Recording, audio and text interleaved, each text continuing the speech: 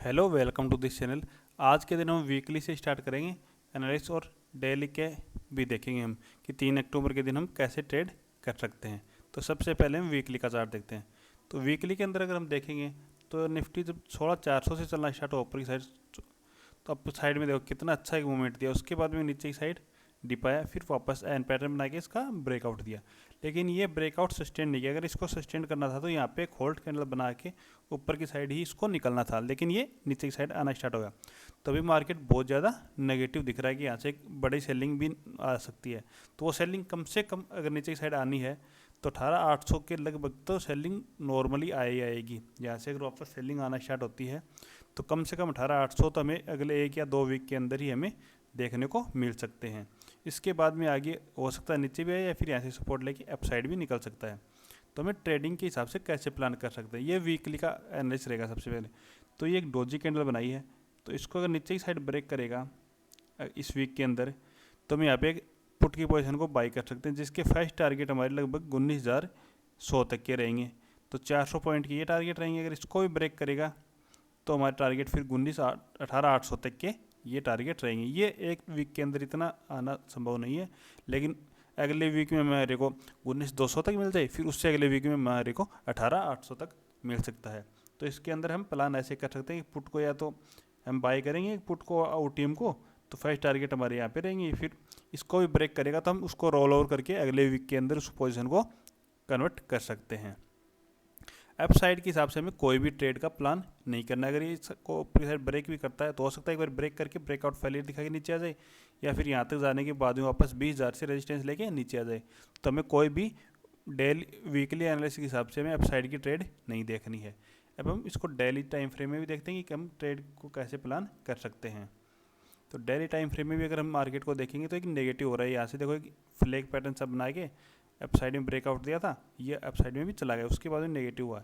तो यहाँ से अगर इसको अप जाना था तो इतना नीचे नहीं आना चाहिए था, कि ये तो बहुत ज़्यादा नीचे आ गया यहाँ से, कि इसको 200-300 पॉइंट आने के बाद में यहाँ पे रेंज बनाता नहीं ऊपर साइड में, तो हो सकता था ऊपर की साइड ब्रेकआउट दे दे, लेकिन ये रेंज बहुत ही नीचे आके बना रहा है। तो इस हिसाब से भी हमें मार्केट नेगेटिव दिख रहा है। तो ये इस रेंज को अगर नीचे की साइड ब्रेक करेगा तो डेली के हिसाब से भी नेगेटिव हो जाएगा। तो ये हमारे यहाँ तक आने की संभावना पूरी रहेगी ये 800 तक के लिए। अब हम कल के दिन देखते हैं ट्रेड कैसे कर सकते हैं 3 अक्टूबर के दिन। तो इसके लिए हम 15 मिनट का टाइम फ्रेम लगाते हैं चार्ट के अंदर। तो इसके अंदर अगर हम देखेंगे तो कल के दिन भी अगर देखें हम, तो मार्केट ओपन हुआ, कुछ टाइम तक रेंज बनाई, उसके बाद अप साइड में एक मूवमेंट आया, लेकिन अप साइड में मूवमेंट तो आ गया अच्छा मूवमेंट, लेकिन ये सस्टेन नहीं किया। और शाम के टाइम में वापस सेलिंग आके जहाँ से स्टार्ट हुई थी बाइंग वहीं पे आके ये क्लोज दे दिया इसको।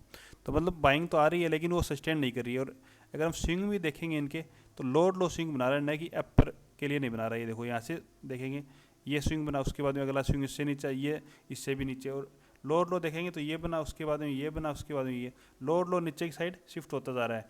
तो अगला लो यहाँ पे आएगा, फिर ऐसे नीचे की साइड अभी, क्योंकि लास्ट स्विंग को कहीं भी ब्रेक करके सस्टेन नहीं करा, इसको ब्रेक नहीं किया। उसके बाद में ये स्विंग बना, इसको भी ब्रेक करके सस्टेन नहीं किया, वापस नीचे आ गया। फिर इस स्विंग को भी ब्रेक नहीं किया, नीचे आ गया। तो हम ट्रेड कैसे करनी है 3 अक्टूबर के दिन? तो हमें गैप ओपन मिलता है 720 के आसपास, तो हम 750 या 60 का ऐसा लगा के एक यहाँ पे पुट की पोजीशन की ट्राई करेंगे, जिसके टारगेट हमारे फर्स्ट टारगेट क्लोजिंग के रहेंगे, या फिर इसको भी ब्रेक करेगा तो यहाँ तक कि हमारे टारगेट रहेंगे। कल के दिन हमें यही करना है कि कॉल की ट्राई तो बिल्कुल भी हमें नहीं करनी है, कि एक दिन अप साइड में निकलता था ये स्विंग ब्रेक कर दे सारे, उसके बाद में हम पॉजिटिव हो जाएंगे मार्केट के अंदर, और फिर हम कोई भी पुट की ट्राई नहीं करेंगे, या फिर करेंगे तो कि बहुत कम क्वांटिटी के अंदर ट्रेड करेंगे। तो हमें जब तक 760 से ऊपर नहीं निकलता मार्केट, जब तक हमें कोई भी कॉल की ट्राई नहीं करनी है कल के दिन। तो अब हम देखते हैं फ्लैट या गैप डाउन की स्थिति में कैसे ट्रेड कर सकते हैं। ये तो हमारी गैप अप की हुई। तो फ्लैट ओपन होने के बाद भी अगर कंटिन्यूस नीचे की साइड चलना स्टार्ट होता है तो भी हम पुट की ट्राई करेंगे, जिसके टारगेट हमारे लगभग 19,480 तक के रहेंगे। इसका भी एसएल हम 20 से 30 पॉइंट का ही लगाएंगे, इससे ज़्यादा का एसएल नहीं है। अब हम देखते हैं गैप डाउन की स्थिति में कैसे ट्रेड कर सकते हैं। तो निफ्टी अगर गैप डाउन ओपन होता है 500 के आसपास ही, तो फिर हमें फर्स्ट हाफ में अंदर कोई भी ट्रेड नहीं लेनी है, फर्स्ट हाफ को हमें छोड़ना है। फिर 12 बजे के बाद में ट्रेड का प्लान करना है, कि यहीं पे रेंज बना रहा है तो फिर हम नीचे की साइड में ट्रेड करेंगे। यहाँ पे रेंज बनाने के बाद अप साइड में देखेंगे, या फिर गैप डाउन ओपन होने के बाद अप साइड में चलना स्टार्ट होता है तो हमें